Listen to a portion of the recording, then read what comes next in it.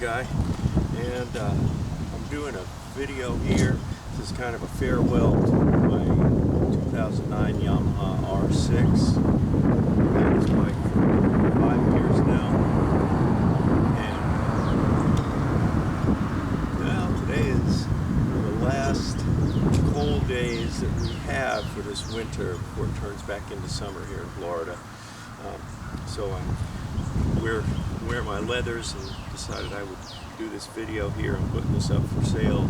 But I've had this bike for a while.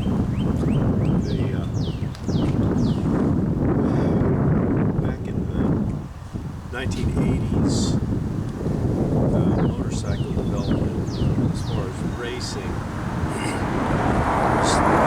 really started to take off, and that's when companies started making street bikes, track bikes, real fast motorcycles, GP motorcycles, and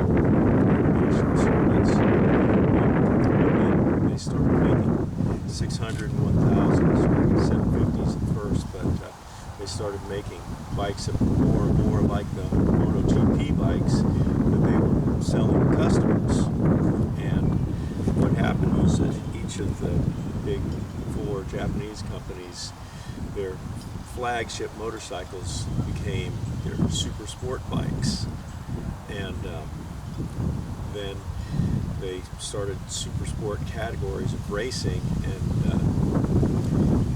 it started getting more popular because guys were racing motorcycles that were basically street production bikes against each other, and they were racing on a lot of the same race courses that MotoGP racers were on. And they're all out road racing motorcycles that each company just made custom factory models each year.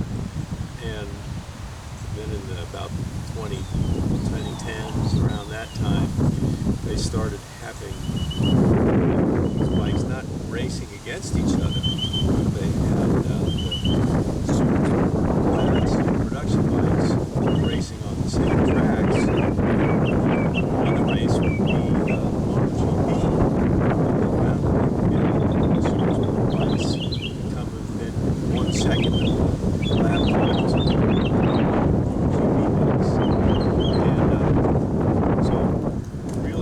as close as possible to having racers on the street, and none of the bikes was a racer. Yamaha R6, those bikes, passed 10,000 RPM red lines, and they got up to 11,000, 12,000. R6 went up to 16,000 RPMs and the only other motors that were doing that were in the MotoGP bikes.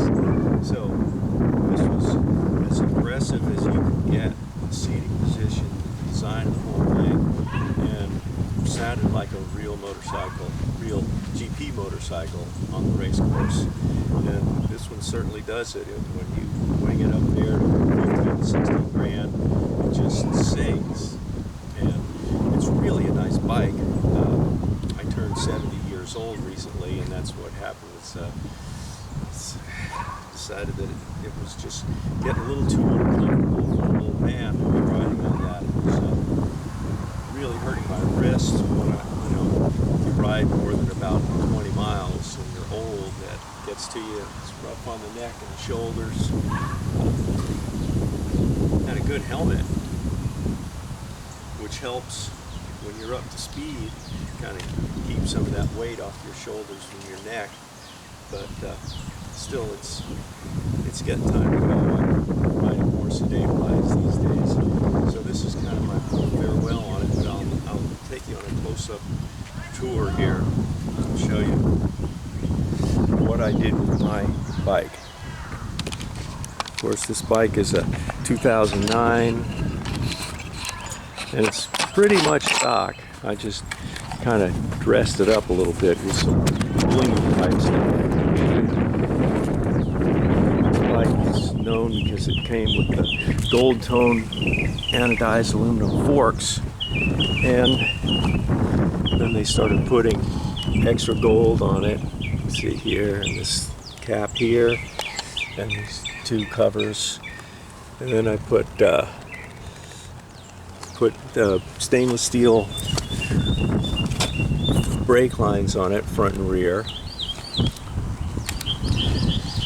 and carbon fiber no-cut frame sliders.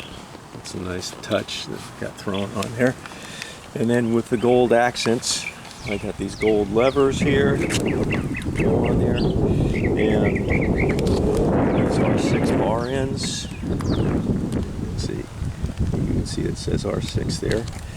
Here's the top of this forks, and I put this Rizoma reservoir for the front disc brakes. And then, let's see, what do we got here? Let's see. The Rizoma works there. I also put one in the back. The back brake. And you can really see these stainless steel braided brake lines. They have little brass caps at the end. And I got this, what do you call it, jack stands on the back, anodized aluminum. And then I got this Area 22 gold with some red anodized accents on it, on foot peg, rear set pegs. And I even found this one's kind of fading, I guess because it gets hot, but this is a oil filler cover. And you can see Yamaha.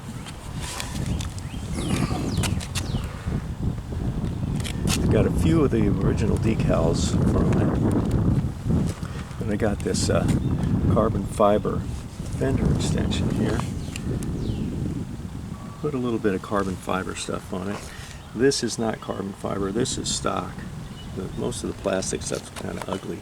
So what I put the carbon fiber on, like this section right in here is carbon fiber.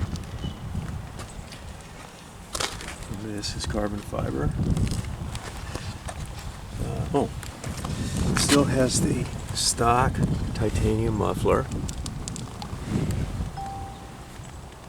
that they come with. I didn't do any modifications to this. I didn't chop it or extend the rear end or anything like that. I wanted it to be basically a stock bike because the stock bike, the R6, is just an incredible motorcycle, and it's really like having a racer on the streets. I replaced this as carbon fiber here also on the sprocket cover, and another frame slider up here. Where did it go? There it is. The carbon fiber. This is standard tubing back here. The carbon fiber on this. Here's my AGV helmet.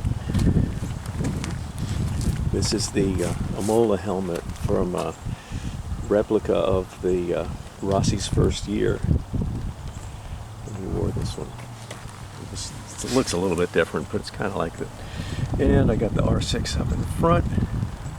One little arrow. Most of the decals are gone off of this bike. Flush mounted turn signals. Here's the front fork again. Front fender. Smoked windscreen. It came with that. I wouldn't have put it on, but that's how it came. And then top of the gas tank. The seat is actually really comfortable. The riding position is really uncomfortable. The seat, it's got some memory foam in it, and you can sit on that all day. Your back and your neck can take it. So this is it. This is my R6, and it's going up for sale. It's going to be going to a new home soon. So the raciest bike you can find. Thank you for watching my video. If you're an R6 fan, Yamaha, this is amazing. It's like a racer but it's as reliable as a Toyota. Really great bike. In fact, why don't I do that? You can just hear it.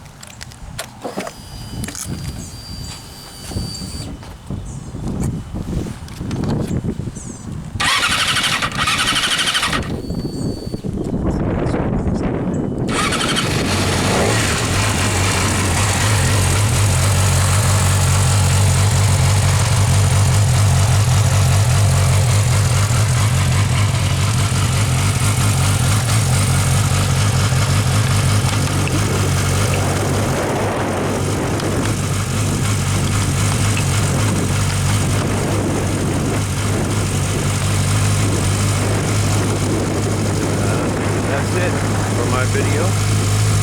Give me a like and subscribe. Tell me what you think in the comments below.